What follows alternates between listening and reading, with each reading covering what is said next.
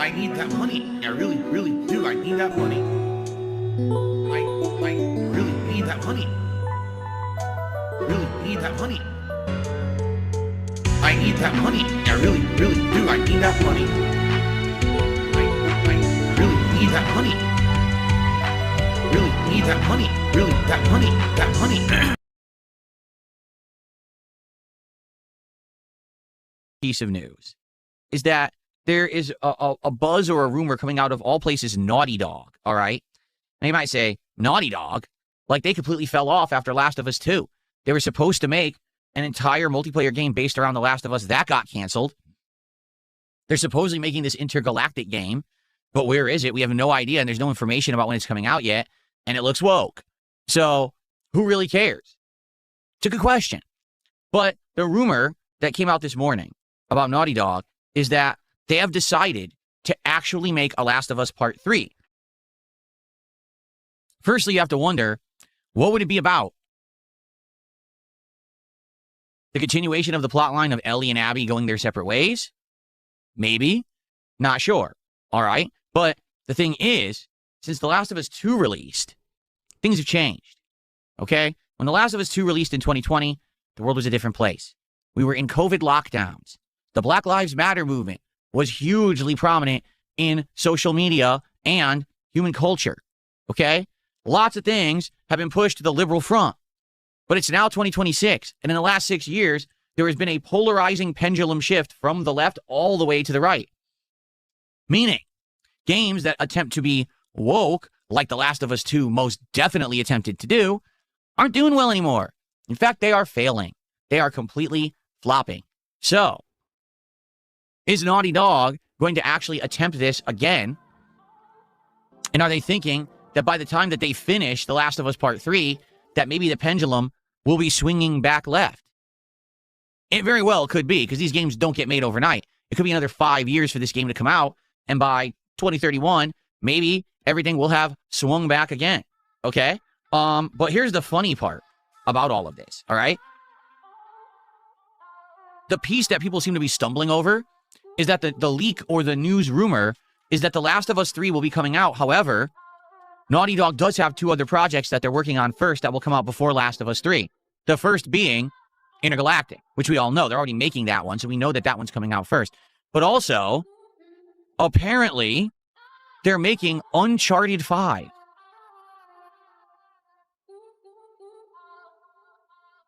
Uncharted 5. That's mind-blowing and head-scratching at the same time. Why? Well, Uncharted 4 ended on a high note, a positive end for the series. Essentially, Nathan Drake and Elena, they ride off into the sunset as a family. They have a daughter now who they're teaching about archaeology and things like that. And it just seems like that was the perfect way to end it. Was there Uncharted content afterward? Yes, but it was a standalone DLC featuring 2 of the side characters going on an adventure together, and it purposefully left Nathan Drake out of it because that made sense. He's already had his epilogue story, per se, okay? So, Uncharted 5 sounds very bizarre to me. You know what this reminds me of? Indiana Jones and the Dial of Destiny or whatever. Well, you already had your happy ending. Did you see Crystal Skull? He got married. That was the happy ending that everyone wanted. Why is there another movie? Why are you ruining the story and the lore of this character? What is going on? Okay? But even more confusing about all of this is that all of this news is not in line with what actually has been going on with Neil Druckmann and what he's been saying in recent years. Allow me to explain. So 2-3 years ago, The Last of Us Season 1 released on HBO Max, and it was critically acclaimed. It blew up in popularity. Everyone was talking about it. Oh my God, what a great adaptation of a game into a television show, you know, shaking the industry. Wow, they finally made a good video game TV show for the first time ever, right? Now, in reality, let's be honest here, the reason that The Last of Us Season 1 was good is because it was based on The Last of Us Part 1, the first game. You know, the one Neil Druckmann didn't write. That's why it was good. And to be honest, every single time that Druckmann put his fingers into the plot and changed it for the show, i.e. the entire episode that was about the guy who was a side character for one chapter, now having an entire episode about his gay relationship with another guy that he met in this zombie apocalypse and how they survived until finally one of them died and he was the survivor later on. It has nothing to do whatsoever with the plot of The Last of Us. And he decided to interject that again into the show for his woke vibes and his leftist agendas, okay? That stuff didn't really shine as well because it didn't make sense. But everything that he stuck to the plot of Last of Us 1 for worked well, and that's why the show was so praised. So, basically, after that first season released, he went into overdrive trying to produce and make The Last of Us Season 2. And when he did that, he basically lost focus on game development. And in fact, during interviews at this time frame, he had said, I think basically this next game that I'm going to make is my last one. I'm feeling burnt out on games. I don't really want to make games anymore. I think I want to be like a media guy. I want to make shows and movies and things like that. He thought that because of the success of The Last of Us Season 1, that he was going to break into Hollywood as some kind of either a director, writer, producer, whatever. Okay? Well, the funny part about that was it couldn't have been further from what really happened. Hollywood rejected him. He tried to go to red carpet premieres. He tried to be part of the discussion of up-and-coming, directors and stuff. Hollywood did not like this guy at all, okay? They shunned him. They did not want to associate him. They did not want to hire him for any work or anything. Basically, they were like, this guy is an outsider, and we can tell he's a poser trying to get in with us, and we don't like him. So basically, what happened was, 2-3 years, he's trying to break his foot into the industry, can't do it, so he just focuses on Last of Us 2, and in the meantime, he completely cancels the Last of Us multiplayer game. Despite the fact that game developers have come out and outright said it was close to being completed, he just gave up on it and canceled the whole thing. So all those years that people were looking forward to it, he kept promising it. And in fact, it's a broken promise because if you actually remember, The Last of Us 1 had multiplayer. And when The Last of Us 2 was coming out, we were also promised it would have multiplayer. But then, only like 6 months before the release of the game, it was announced the multiplayer is being dropped. It will not be part of this release, but he's going to make a full-on multiplayer game later, only for it to be canceled. So it's broken promise after broken promise, you see? So Last of Us 2 comes out, flops. Way less views than Season 1, okay? Critically panned, bad writing, bad plot, people making fun of the actor. Why? Because the actor who plays Ellie, now it's come to find out, wasn't just a girl when they filmed Season 1. She's an actress who actually has a physical condition where her body isn't really growing or aging. So she endlessly looks like a little girl, and she always will look like a little girl for her whole life, pretty much. So Season 1, it fit because that was supposed to be little girl Ellie. But Season 2 was supposed to be young adult Ellie, right? In her 20s or whatever. And she looks exactly the same. So it's a little girl running around murdering adults, which makes absolutely no sense whatsoever. It's absolute nonsense. Okay, so everyone just completely made fun of it, destroyed this thing, saying, what a horrible show. So there is a Season 3 coming, only because they didn't finish the plot of The Last of Us 2 in that season. So there's only one more season coming, and they're outright saying that's going to be it. Like, the show didn't do so well in Season 2. There's no way they're going to extend it past Season 3. This will be the third and final season for The Last of Us show. So, why am I talking about all this? Well, because as I said, Neil Druckmann was saying in interviews just a couple years ago, I'm burnt out on games. This multiplayer game will be my last one, and then I'm moving on. But what happened was Hollywood rejected him, and The Last of Us Season 2 flopped miserably. So because of that, guess what? He's back. Now we have Uncharted 5 coming out, apparently, and then The Last of Us 3. And this never would have happened if this guy had gotten into Hollywood. So it just shows, sadly, this guy has no passion for what he actually does. He just wants to be prominent in some way. He wants to be known as a big shot. That's why he's doing it. Because if he had passion, he never would have canceled his multiplayer game. He never would have tried to get into Hollywood to begin with. Sad. This guy's got a giant head, always has. And now he's essentially going to bring down everything that's been created by Naughty Dog. Because now he's going to continue Uncharted. Well, guess what? I have zero faith that this guy's going to make a good Uncharted 5. Zero. I have absolutely no belief in my head that this guy could actually make an Uncharted game that's worth playing on his lonesome. You got to remember with Uncharted 4, that was a game that was more than half done. Then he fired the woman who was in charge of the Uncharted franchise, or she left, or both. It's unclear because of an NDA. No one actually knows what happened there. And then he took what she had already done and retooled it into what he made into Uncharted 4. Meaning Uncharted 5 will be the first time he'll be making a game from the ground up himself as the director. Based on his track record, Do you really think that it's going to be good? Hiravash in the YouTube chat just said it. He says, Uncharted 5 probably will now be based around Nathan's daughter, and watch, he'll kill off Nathan. Yeah, I would believe that. I would believe that in Uncharted 5, it starts off with the daughter and him, and then Nathan gets killed. The most popular character in the franchise, right?